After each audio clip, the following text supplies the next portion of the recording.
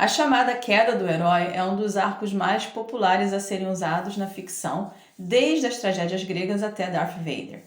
Nesse vídeo iremos analisar dois exemplos mais recentes na produção midiática atual. Um deles, o de Daenerys Targaryen, na série Game of Thrones HBO, que fracassou e não foi aceito pelo público, e outro, do personagem Nate, da série Ted Lasso de Apple TV, que pelo contrário foi bem sucedido e foi bem aceito tanto pelo público quanto pela crítica.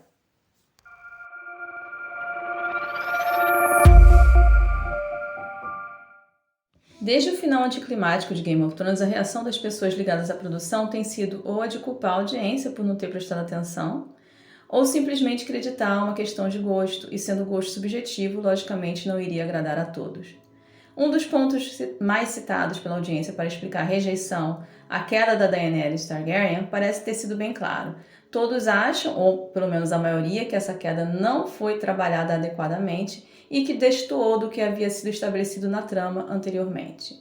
Ora, como Game of Thrones é uma adaptação, o nosso ponto de partida deve ser analisar e definir quando os produtores foram informados do final pelo autor original, o George R. R. Martin, e o que o George R. R. Martin compartilhou com os produtores. Só assim, sabendo quando e como, podemos definir se realmente houve tempo e preparação adequada para que essa narrativa tivesse o efeito desejado.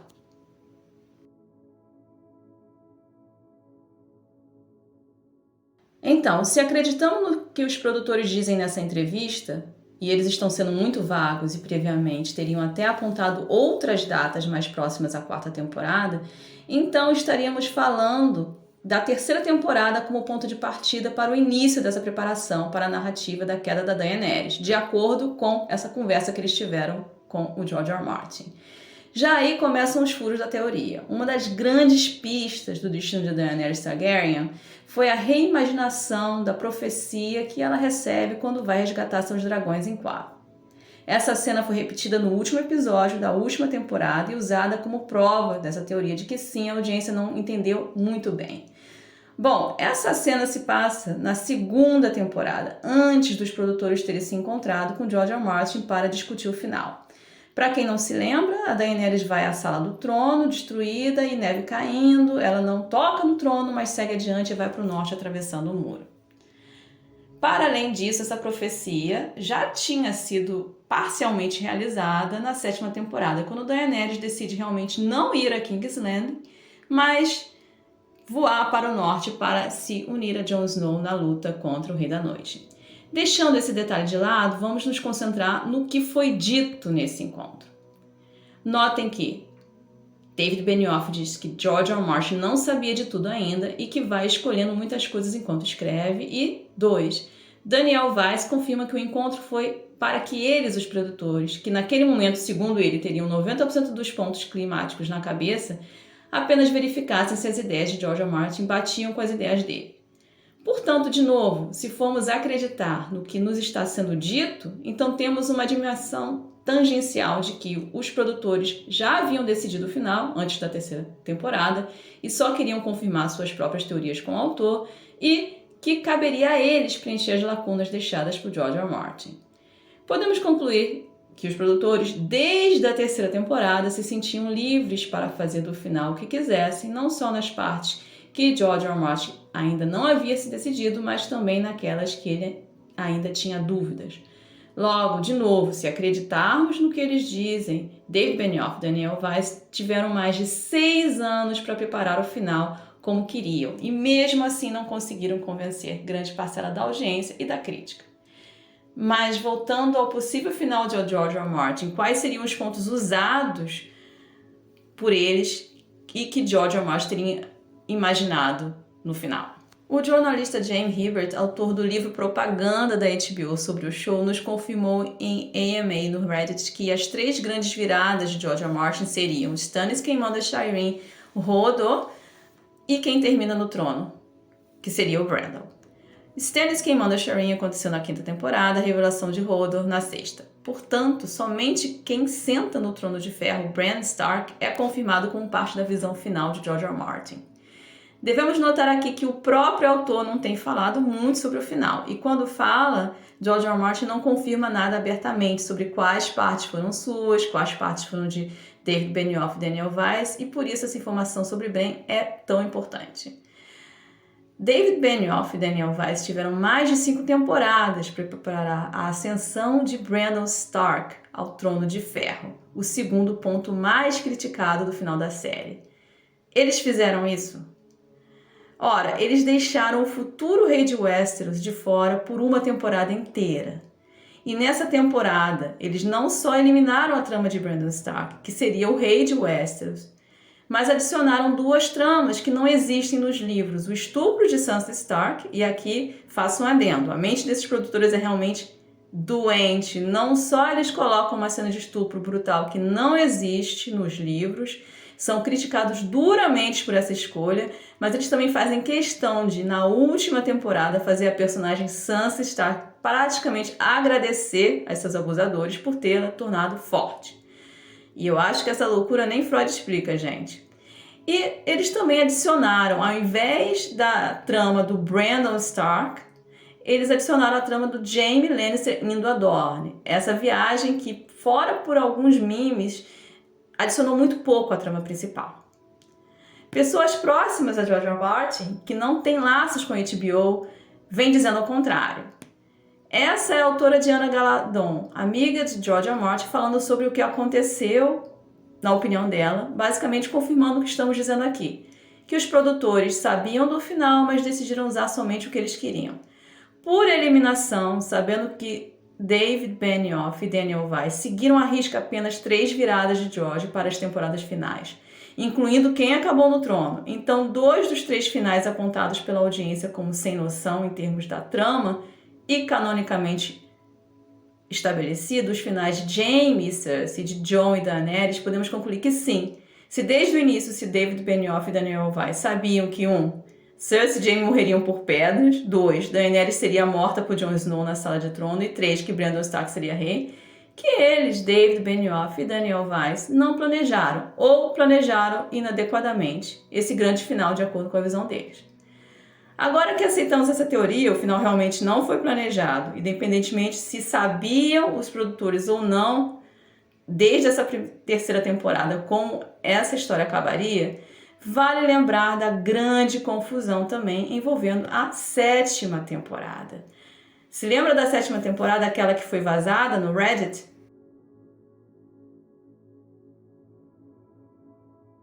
Agora, o que nos foi estabelecido ao longo de 6 temporadas? Nos foi estabelecido que a Cersei Lannister, nas palavras de Tyrion, tem seu instinto maternal e amor aos filhos como únicas qualidades redentórias, e que Daenerys Targaryen se pensa infértil e que aceitou o fato de que não terá filhos. Então seria de se esperar que Cersei, essa com instinto maternal, perdendo seu bebê, sua última chance de ser mãe, que esse evento traumático que foi filmado e cortado na 7ª temporada teria um enorme impacto na trama de Cersei e Jaime para a 8ª. Lembrando aqui, quem tem razões para odiar a cidade de King's Landing, ter traumas de sino e medo de ser morta por um membro de sua família é Cersei.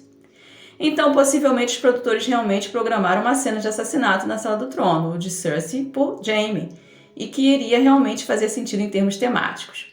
E sobre a profecia de Cersei? Bom, aqui eu abro um parênteses. A parte do Valonqar foi eliminada na versão para televisão.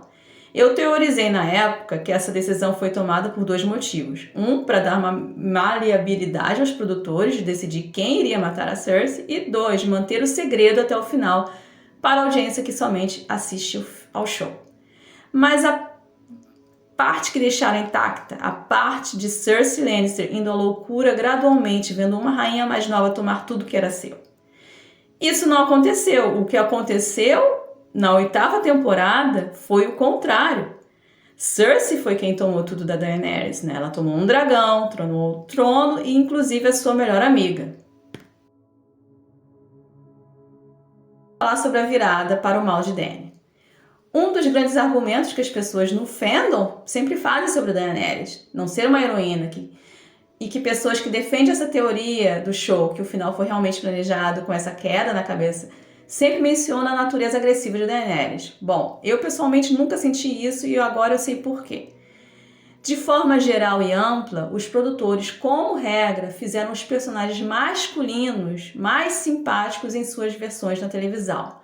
2 exemplos. Varys. Nos livros ele arranca as línguas das crianças e força a mão da casa Lannister, assassinando o regente do rei Tommen. No show ele é um benevolente servidor público que quer o bem de todos acima de sua própria vida. E o Tywin Lannister. O Tywin Lannister no show ele é humanizado. Aquela trama dele com a Arya Stark humaniza ele, o faz mostrar um lado mais sentimental. E essa trama não existe nos livros. A maioria das personagens femininas, no entanto, foram feitas mais antipáticas e mais violentas na versão do show. Por exemplo, a Arya Sand, nos livros ela é uma pacifista.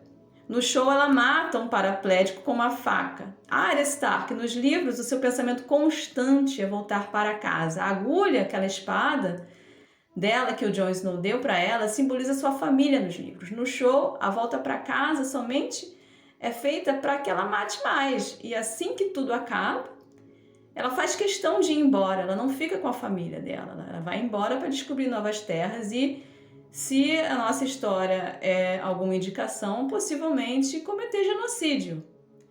Nesse contexto, a posição mais agressiva de Daenerys Targaryen, no meu entender, foi normalizada por associação durante as temporadas de Game of Thrones. Dentro do jogo político de Game of Thrones, onde vemos Tyrion Lannister, inclusive, utilizar o Wildfire para dizimar um exército inimigo, quando a Daenerys finalmente utiliza seus dragões em guerra, por que nós haveríamos da audiência de ver esse uso de fogo como excessivo, se o Tyrion Lannister já tinha usado na segunda temporada? Temporada em que eles dizem que começaram a planejar esse final. A única explicação é o bias contra mulheres desses 2 produtores, porque se o Tyrion, que é um homem, teve a decisão certa de usar fogo na guerra na segunda temporada, por que nós vamos nos perguntar que a Daenerys, uma mulher, quando faz a mesma decisão de utilizar fogo na 7ª temporada, é errado?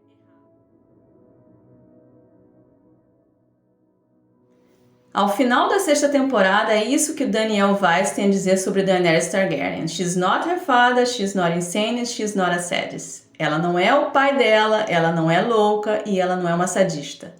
O problema é que, se havia sido planejado, para que mentir?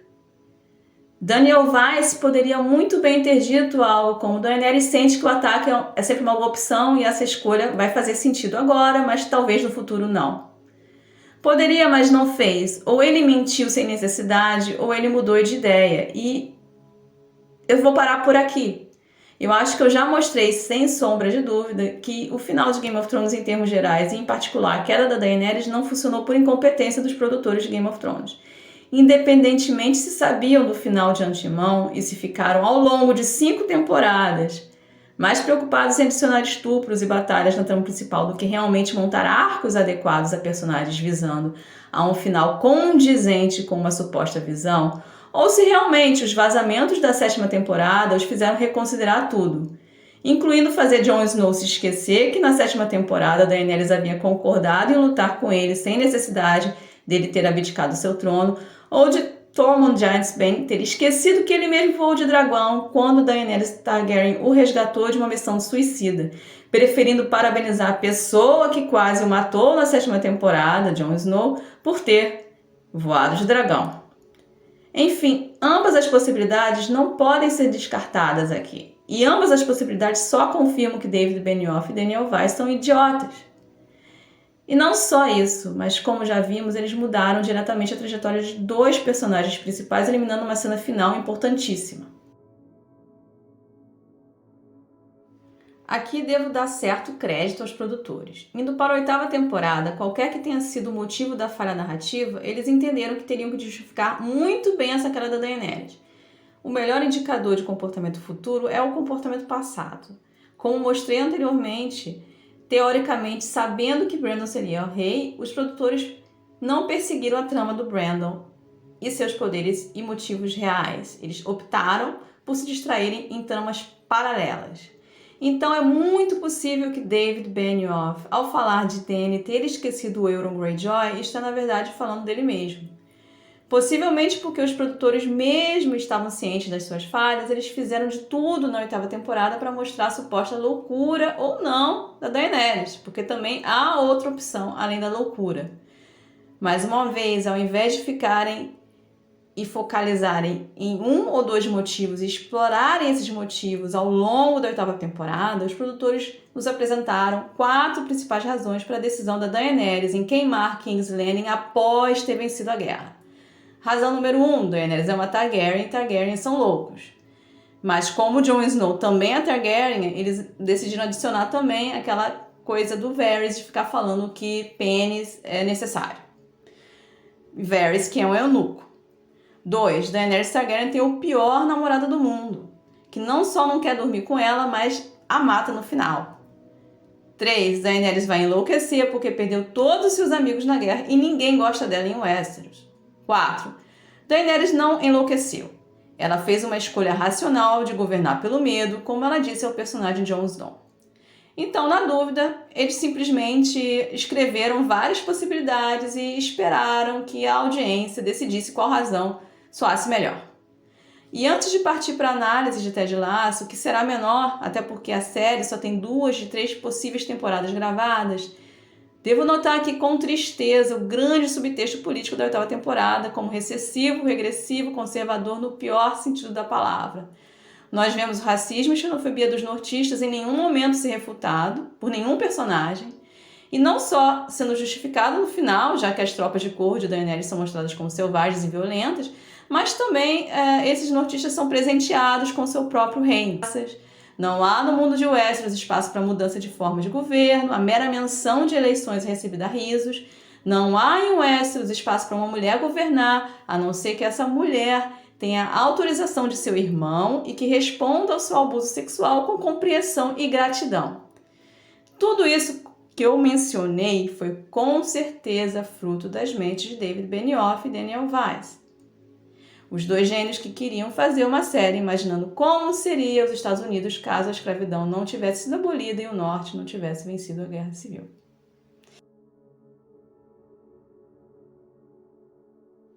Ted Lasso é o oposto de Game of Thrones. No universo de Ted Lasso, universo esse fantasioso, onde um treinador de futebol americano é contratado por um time inglês e nem ao menos estuda os básicos do jogo antes de aceitar o emprego, a inteligência emocional dos personagens principais é testada desde o início. Ted Lasso, uma comédia, acerta onde Game of Thrones, um drama de prestígio, errou. E onde Game of Thrones errou? Em não pensar além da próxima batalha, além do próximo estupro. Ted Lasso, ao contrário de Game of Thrones, aprendeu com os erros de Lost. Lost, sim, foi a pioneira série que gerou comoção entre o público desde o início da televisão de prestígio, quando fãs começaram a teorizar sobre séries de TV, sobre tramas e personagens. Entretanto, como admitiu e aprendeu o produtor da série Damon Lindelof, eles só haviam preparado 3 temporadas e esperavam que Lost acabasse após as 3 temporadas. E o final sofreu por conta disso, por conta da pressão da rede de TV em continuar com a série de sucesso. Nessa entrevista, o ator que faz Nate revela que desde a metade da primeira temporada, quando o show ainda não havia sido renovado, Jason Sudeikis, produtor e estrela da série Ted Lasso, havia lhe dito que a série foi concebida com 3 temporadas na cabeça e que Nate iria ser revelado como antagonista na 2ª temporada. A primeira temporada, magistralmente, trata Nate como um personagem secundário que somente existe no espaço de trabalho de Ted Lasso. Nós não somos apresentados a nenhum detalhe sobre a vida pessoal de Nate, ou o que ele pensa da vida, ou mesmo o que ele quer da vida para termos uma opinião mais profunda sobre seu caráter. Na ausência de contexto emocional, a audiência é forçada a ver Nate como Ted Lasso o vê. Ted Lasso, uma pessoa otimista até demais, vê Nate como apenas um tímido membro de sua equipe que o quer ajudar a comandar o time. Dentro dessa visão, em 2 momentos da série que deveríamos questionar o tipo de pessoa que Nate é, nossos olhos estão fechados. No episódio 7 da primeira temporada, Nate é dado a oportunidade de motivar o time Entretanto, ao invés de entusiasmo, o que vimos é Nate desmerecer e ofender cada jogador. Ted e nós da audiência achamos que isso é apenas mais um indicador da ansiedade social de Nate. Nate não faria por mal, pensamos. No último episódio da primeira temporada, no entanto, quando Nate pensa estar sendo despedido, ele grita com a sua chefe, Rebecca, a chamando de megera. O termo, em inglês shrew, é muito mais pesado e é bem misógino. Rebecca se assusta inicialmente, mas, como nós da audiência, continua a considerar Nate como um introvertido inofensivo que diz coisas agressivas de vez em quando, mas que não soa mal. Na segunda temporada isso vai ficando mais claro à medida que vemos Nate em sua vida privada. Um pai emocionalmente distante, que o vê com desprezo, e uma mãe submissa que faz tudo para agradar esse pai. E é isso que o Nate quer, ele quer ser como o pai. E o que o pai de Nate é o oposto de Ted Lasso.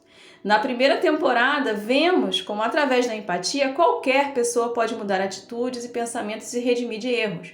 Rebecca, a dona do time, está a ponto de ser abaixada e nós descobrimos que ela é que está por trás de tudo isso. Por quê? Porque ela quer se vingar do ex dela. A sua amizade com Kelly, que ela mentoriza, a faz questionar seus motivos. E Rebecca, vendo que sim, apesar de ter sido machucada, que machucar de volta não a fará sentir melhor, pelo contrário, só faz sentir pior, Rebecca faz o que Kelly sugere e confessa tudo a Ted Lasso no último episódio. Ted Lasso, também passando por um momento turbulento em sua vida pessoal, não só entende Rebecca como a perdoa. Rebecca é, portanto, o oposto de Nate, e por isso as trajetórias desses dois personagens são opostas. Enquanto na primeira temporada, no último episódio da primeira temporada, a Rebecca vai de antagonista a aliada de Ted, na segunda, Nate vai de amigo até inimigo, também no último episódio.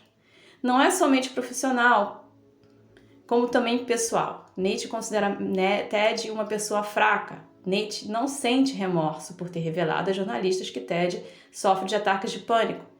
E enquanto Nate não tiver simpatia e não sentir remorso, ele não pede desculpas. E não pedindo desculpas, ele fecha qualquer porta aberta para a sua redenção. Geralmente positiva, a reação do público e da crítica era a reação que os produtores esperavam de Game of Thrones. Um grande choque, seguido por uma realização de que essa virada foi merecida e, obviamente, uma minoria que não gostou do que viu. Ted Lasso conquistou esse sucesso, porque realmente fez o que se propôs a fazer desde o início, uma série inteligente sobre os poderes da empatia e os limites da nossa percepção, da percepção da audiência. Então ficamos por aqui, obrigada por assistir ao vídeo. Por favor, se gostarem, deixem comentários e likes e compartilhem.